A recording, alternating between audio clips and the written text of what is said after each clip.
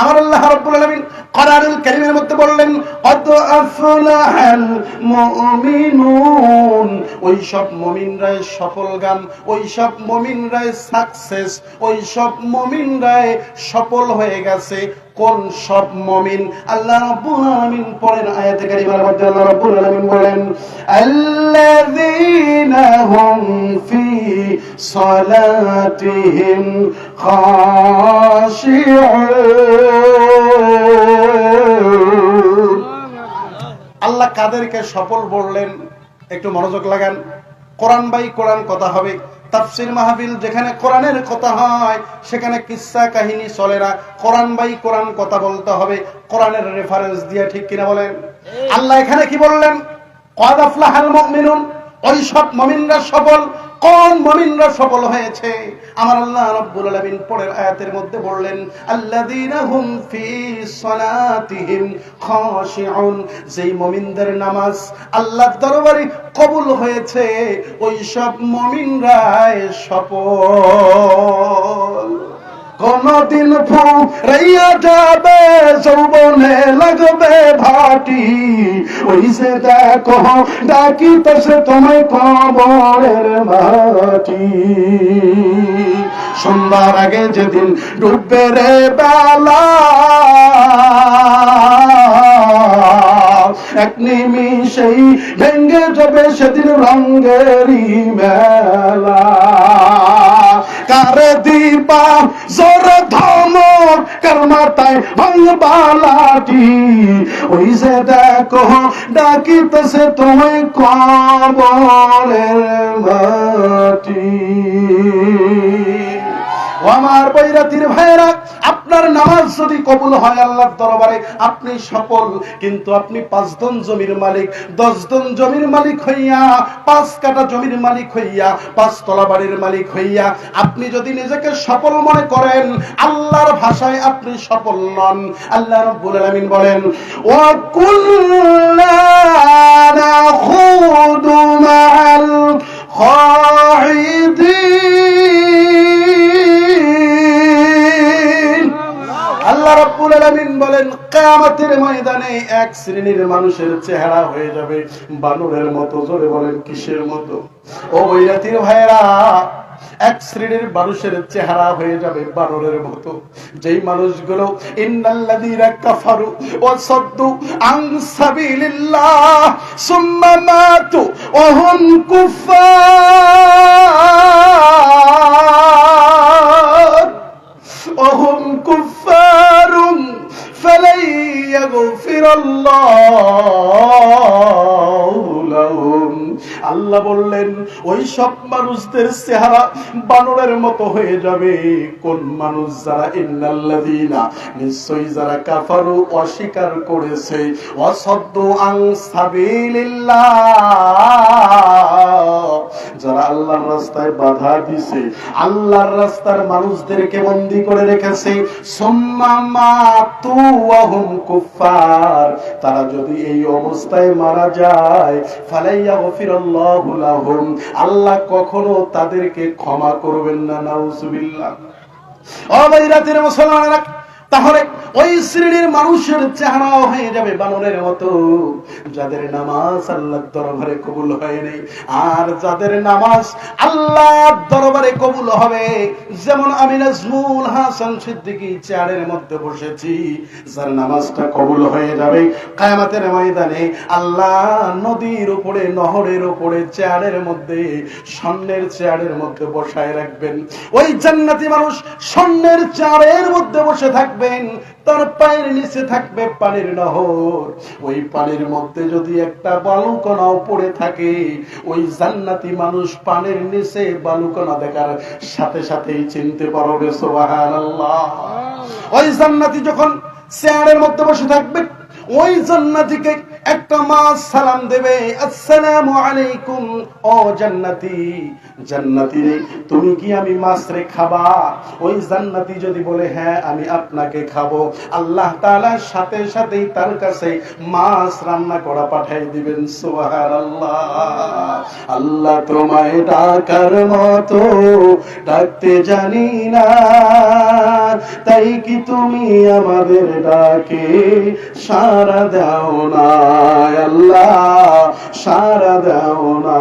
বলেন আল্লাহ তোমায় ডাকার মতো ডাকতে জানি না, তাই কি তুমি দাও না সাড়া? বুঝতে পারি না আমি, বুঝতে পারি না। ঠিক কিনা বলেন?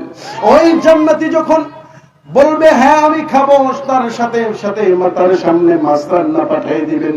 যখন ওই জান্নাতি মাছ রান্না খাবে, একটা মাছ খাবে, আপনি পাঙ্গাস খাবেন এক প্রকারের টেস্ট, রুই খাবেন এক প্রকারের টেস্ট, ইলিশ খাবেন এক প্রকারের টেস্ট, মিরকা মাছ খাবেন এক প্রকারের টেস্ট। অর্থাৎ যেই মাছে খান না কেন ওই মাছের টেস্ট পাওয়া যাবে। কিন্তু জান্নাতে আমার আল্লাহ যেই মাছ রান্না আপনার কাছে পাঠিয়ে দিবেন, একটা মাছ খাবেন 70 প্রকারের টেস্ট ওই মাছের মধ্যে পেয়ে যাবেন। সুবহানাল্লাহ। আমার প্রিয় ভাইরা, এটা হলো জান্নাতীদের জন্য এত বড় নাজ নিয়ামত থাকবে। কিন্তু দুনিয়ার ভিতরে যেই মানুষটা বেনামাজি হবে, যেই মানুষটা জেনাখোর হবে, যেই মানুষটা বেনামাজি হবে, সুদখোর বাটপার হবে, চিটার বাটপার হবে, ওই মানুষটার মৃত্যুর সময় এত কষ্ট হয়ে যাবে, এত কষ্ট হয়ে যাবে। আমার প্রাণের ভাইরা বাবাজিরা, যারা ঈমানদার, যেই মানুষটার নামাজ কবুল হয়েছে, আপনাদের মনে আছে কিনা জানি না, আল্লাহ কি বললেন? ওই সব মুমিনরাই সফল হয়েছে যেই মুমিনের নামাজ আমার আল্লাহর দরবারে কবুল হয়েছে। ওই ইমানদারের যখন মৃত্যুর সময় হয়ে যাবে, দেখবেন আমাদের দুনিয়াতে, আমাদের গ্রামে, আমার বাড়ির পাশে যদি কেউ বৃদ্ধ লোক মারা যায়, মারা যাওয়ার 2 মিনিট 1 মিনিট আগে দেখবেন অনেক মৃত্যু ব্যক্তি মৃত্যুর সময় পায়খানাও করে ফেলে, এদিকে দৌড়ায়, এদিকে দৌড়ায়, এদিকে লাফায়, এদিকে লাফায়। কিন্তু আমার আল্লাহ বললেন ইমানদারের মৃত্যুর সময় যে ব্যক্তি নামাজি হবে, ওই নামাজি ব্যক্তির মৃত্যুর সময় আমার আল্লাহ রাব্বুল আলামিন জান্নাতের হাজার হাজার ফেরেশতার মাধ্যমে ওই ইমানদার ব্যক্তির সামনে জান্নাতের ছবিটা উঁচু করে ধরবে। জান্নাতের ফেরেশতারা নামাজি ব্যক্তির সামনে জান্নাতের ছবিটা উঁচু করে ধরবে। তার মৃত্যুর কষ্টটা আর কষ্ট মনে হবে না, ফুলের মালা মনে করে দুনিয়া থেকে বিদায় নিয়ে যাবে। শুধু তাই নয়, আপনার আবার নবী, বিশ্ব নবী মুহাম্মদুর রাসূলুল্লাহ সাল্লাল্লাহু আলাইহি ওয়াসাল্লাম তিনি বলেছেন, আজরাইল যখন আমার বুকের মধ্যে হাত দিয়েছে, আজরাইল এসে বলতেছে, ইয়া রাসূলুল্লাহ, ইয়া হাবিবাল্লাহ, ও নবীজি, আপনি যদি দুনিয়ায় থাকতে চান আল্লাহ আপনার হায়াত বাড়াই দিবে। ইয়া রাসূলুল্লাহ, আর যদি থাকতে না চান আপনাকে আমি এই মুহূর্তেই নিয়ে যাব। আল্লাহর নবী ডাক দিয়ে বলে, আজরাইল, ও আজরাইল, আগে তুমি বলো, তুমি আমার বুকের সামান্য হাতটা দিয়েছো। ও আজরাইল, আমার তো মনে হচ্ছে উহুদ পাহাড় আমার বুকের মধ্যে উঠাই দিছো।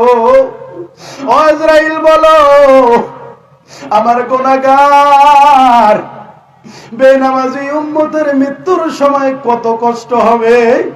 ও আজরাইল, আমি এই চিন্তা করি রে আজরাইল। আল্লাহর নবী বলতেছেন, যে ব্যক্তি বেনামাজি হয়ে যাবে, ওই বেনামাজির মৃত্যুর কষ্টটা, আল্লাহু আকবার, ওই বেনামাজির মৃত্যুর কষ্টটা এত বেশি হবে,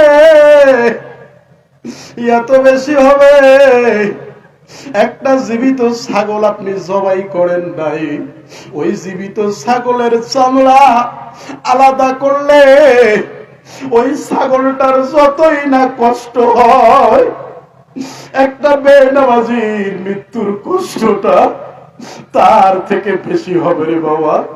ও বৈরাতির বাবাজিরা, আমি আপনাদের এই এলাকার এই সন্তান, এই 2025 সালে আপনি একটু নিয়ত করে ফেলেন, এত তাফসিরি শুইনা লাভ হবে না রে বাবা।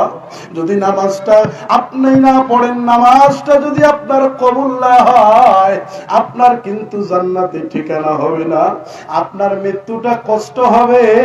ওই মৃত্যুর সময় কিন্তু আপনার সন্তান আপনার সাথে কবরে যাবে না, আপনার স্ত্রী আপনার সাথে যাবে না, সবাই শুধু তাড়াহুড়া করবে কত তাড়াতাড়ি আপনাকে কবরে রাখা যায়। একটা জিনিস মনে করবেন, আপনাকে যখন কবরে রাখা হবে, আপনাকে যখন গোসল করানো হবে, দুনিয়াতে আমাদের মাহফিলের সম্মানিত সভাপতি আমার বাজান, ওনাকে যখন বরফ মাপ পানি গরম করে দেয়, একটু যদি গরম বেশি হয়, বরফবা কিন্তু বলে আর একটু ঠান্ডা পানি দাও। ও বৈরাতির বাবাজিরা, একবার কি লক্ষ্য করেছেন, একবার কি চিন্তা করেছেন, আপনাকে যখন চোখের মধ্যে শোয় রাখবে, আপনার শেষ গোসলটা করানোর জন্য আপনার জন্য গরম পানি করা হবে।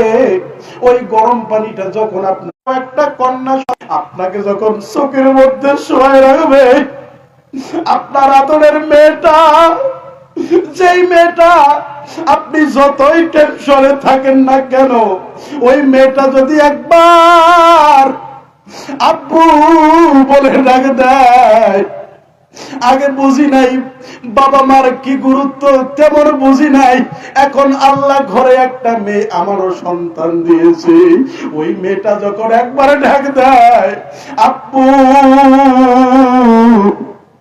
আপনার কিন্তু আর টেনশন থাকে না। আপনি যখন চোখের মধ্যে শুয়ে থাকবেন, যেই মেয়েটার জন্য প্রতিদিন আপনি মজা নিয়ে আসেন, নাস্তা নিয়ে আসেন, ওই মেয়েটা যখন আপনি যখন শুয়ে থাকবেন খাটলির মধ্যে, আপনার মেয়েটা যখন ডাক দিবে আব্বু, ও আব্বু, আমার জন্য কি মজা আনছো আব্বু, আপনাকে যতই ডাক দেব, বলেন তো আপনি কি শুনে দিতে পারবেন? ও বৈরাতির বাবাজিরা, আপনাকে যখন কবরে রাখা হবে, আপনার আমার নবী, দয়াল নবী, মায়ের নবী মুহাম্মদুর রাসূলুল্লাহ সাল্লাল্লাহু আলাইহি ওয়াসাল্লামের চেহারা মোবারক আপনার সামনে তুলে ধরবে, আপনার আবার নবীকে কবরে দেখা হবে। আপনি যদি বলতে না পারেন ইনি হইল আমাদের নবী, তাহলে কিন্তু আপনি নাজাত পাবেন না। ও বৈরাতির বাবাজিরা, সেই নবীর সুন্নত আমাদের আঁকড়ে ধরার দরকার আছে কি নাই? একটু জোরে বলেন, আছে কি নাই রে বাবা?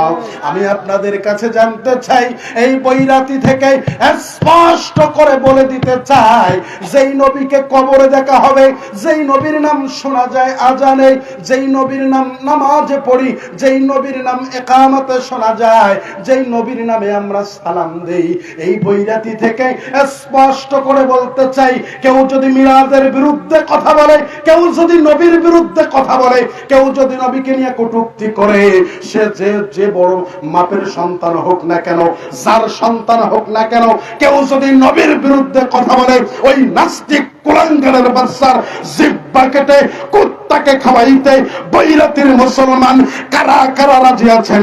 দুহাত তুলে আমার আল্লাহরে দেখায় দেন। নারায়ে তাকবীর। এক হাতে তরবারি, এক হাতে কোরআন, সামনে এগিয়ে চলো মুসলমান, ঠিক কিনা? আমাদের নেই ভয়, সাথে প্রভু দয়াময়, আমরাই উঠাবো কালিমার নিশান। নারায়ে তাকবীর,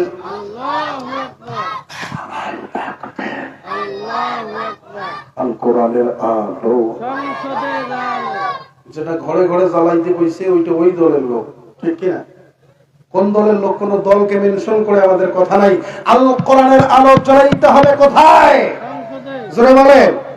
আমি যতই চিল্লা বাদ দিছি, আগে অনেক চিল্লাইছি, হুঙ্কার মুঙ্কার দিয়ে শেষ করে ফেলেছি। হুঙ্কার দিয়ে লাভ নাই ভাই, আমাদের গোড়াই তো ঠিক নাই, ঠিক কিনা?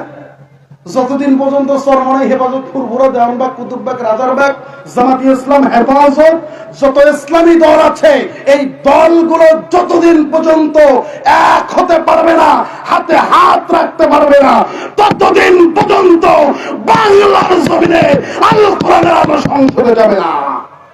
কথা বলেন ঠিক কিনা? কিন্তু আমরাই তো হইলাম দুমুখা। ওয়াকাদা হাক্কান আলাইনা নাসরুল মুমিনিন।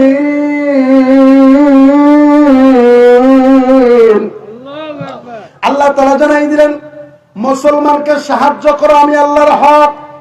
মুসলমানকে সাহায্য করা কার হক? আমার প্রাণের ভাইরা, তাহলে সেই সাহায্য কি আমাদের উপর আসতেছে? আসতেছে না। কারণ কি?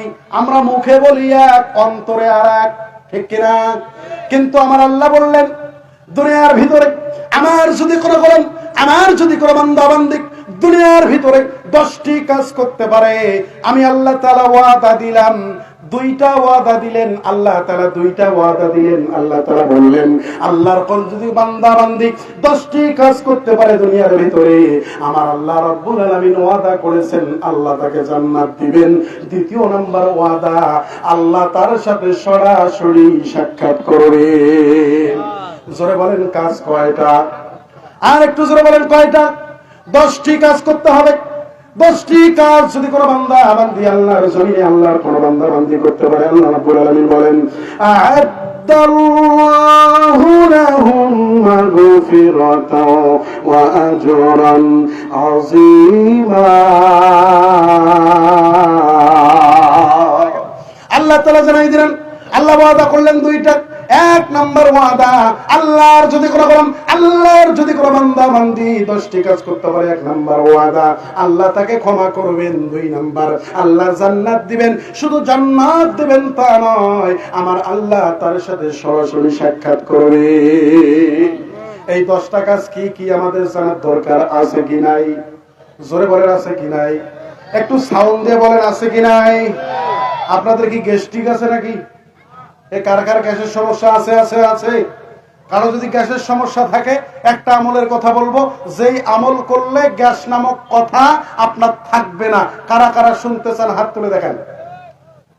সবাই হাত তুললেন না? সবাই শুনতে চান না? নারায়ে তাকবীর, নারায়ে তাকবীর। এই গ্যাস কোন আমল করলে গ্যাস থাকবে না আপনারা শুনতে চান? আমিও বলতে চাই, কিন্তু আজকে বলবো না। শুনবেন? আওয়াজ করে দেখেন ভাই, শুনবেন? আমি আজকে বলবো না। যদি এটা আজকে বলে দেই, সামনের বছর এই মাঠে কি আমাকে আরো দাওয়াত দিবে? দিবে?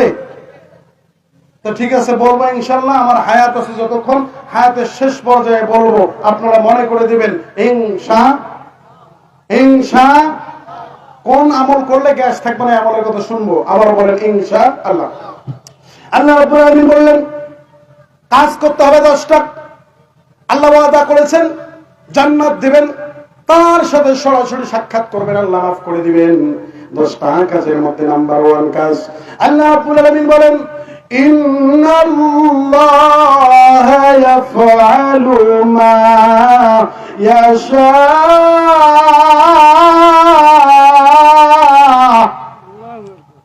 আল্লাহু আকবার বলতে পারেন না?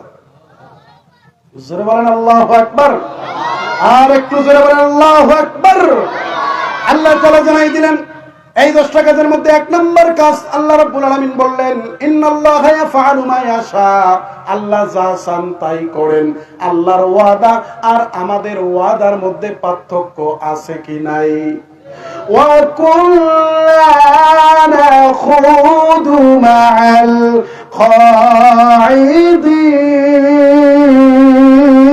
খাইদিন। আর একটু জোরে বলেন আল্লাহু আকবার।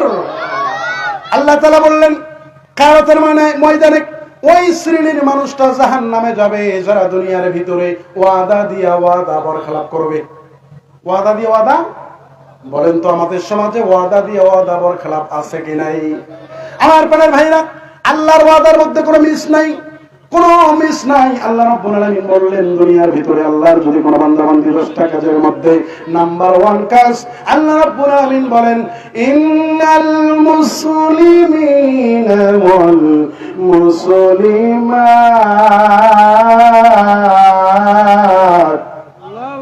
আল্লাহ রাব্বুল আলামিন বললেন এই 10টা কাজের মধ্যে নাম্বার 1 কাজ মুসলমান হতে হবে। জোরে বলেন কি হতে হবে? ও আমার প্রাণের ভাইরা বৈরাতির মুসলমানেরা, আমরা সবাই মুসলমান, তাহলে আল্লাহ কেন বললেন মুসলমান হওয়া লাগবে? আল্লাহ রাব্বুল আলামিন বললেন ইয়া আইয়ুহাল্লাযীনা আমানু তাকুল্লাহা হাক্কা তুকাতিহি ওয়া লা তামুতুন্না ইল্লা ওয়া আনতুম মুসলিমুন। জোরে বলেন আল্লাহু আকবার।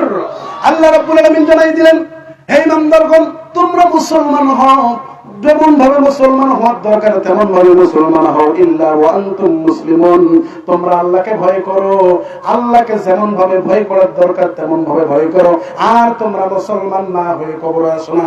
আল্লাহ রাব্বুল আলামিন বলেন উদখুলু ফিস সিলমি কাফা, আল্লাহ বললেন তোমরা পুরোপুরি মুসলমান হও, কমপ্লিট সারেন্ডার টু অলমাইটি আল্লাহ। আল্লাহ বললেন পুরোপুরি মুসলমান হও। আমার ভাইরা তাহলে 1 নাম্বার জোরে বলেন কি হইতে হবে? মুসলমান। এই 10টা আমলের কথা বলবো, 10টা কাজের কথা বলবো। আলোচনার শেষে আপনাদেরকে প্রশ্ন করব, যে বলতে পারবেন তাকে নগদ টাকা পুরস্কার দেওয়া হবে। 10টা কাজের মধ্যে 1 নাম্বার কাজ মুসলমান হতে হবে। এবার আসেন দ্বিতীয় নাম্বার আল্লাহ কি বললেন? আল্লাহ রাব্বুল আলামিন বলেন ওয়াল মুমিনিনা ওয়াল মুমিনাত। আল্লাহ বললেন দ্বিতীয় নাম্বার মুমিন হতে হবে, ইমানদার হতে হবে। মুমিনের শাখা প্রশাখা 70 থেকে 77টি। যারা বলেন কয়টি? 70 থেকে 77টি। যার মধ্যে যেটা না হলে কাজ বাঁচবে না, যেটা না হলে আপনার ইমান থাকবে না, ইমান চলে যাবে। এর মধ্যে 1 নাম্বারটা হচ্ছে কওলু লা ইলাহা ইল্লাল্লাহ। আল্লাহ বললেন এই ইমানের শাখা প্রশাখা 70 থেকে 77টি। এর মধ্যে 1 নাম্বার হলো কওলু লা ইলাহা ইল্লাল্লাহ। 80 বছরের বুড়াও যদি মৃত্যুর সময় কালেমা পড়তে পারে, আল্লাহ তার ঠিকানা জান্নাত দিয়ে দিবেন। মান কানা আখিরু মান কানা লা ইলাহা ইল্লাল্লাহ দাখালাল জান্নাহ। আল্লাহু আকবার। আল্লাহ তার ঠিকানা দিয়ে দিবেন জান্নাত। ও আমার প্রাণের ভাইরা, তাহলে 1 নাম্বার মুসলমান হওয়া, 2 নাম্বার মুমিন হওয়া, ইমানদার হওয়া, 3 নাম্বার আল্লাহ রাব্বুল আলামিন বললেন ইন্নাল মুসলিমিনা ওয়াল মুসলিমাত ওয়াল মুমিনিনা ওয়াল মুমিনাত। 3 নাম্বার ওয়াল কানিতিনা ওয়াল কানিতাত।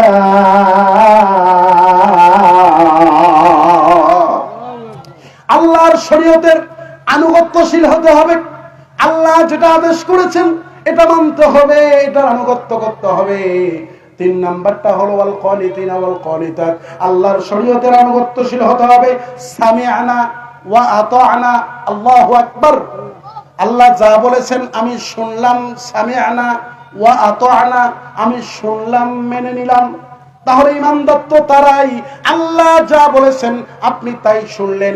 কিন্তু আপনাদের কাছে জানতে চাই ও বৈরাতির মুসলমানেরা, জুমার দিন যখন আজান হয় আপনি কেমন মুসলমান, আমি কেমন মুসলমান? আমি আমাকেও বাদ দিলাম না।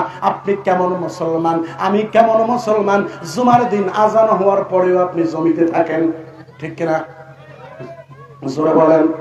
অর্থাৎ জুমার দিন আজানের পরে আপনি যে কাজ করবেন সেটাই হারাম। সেটাই কি?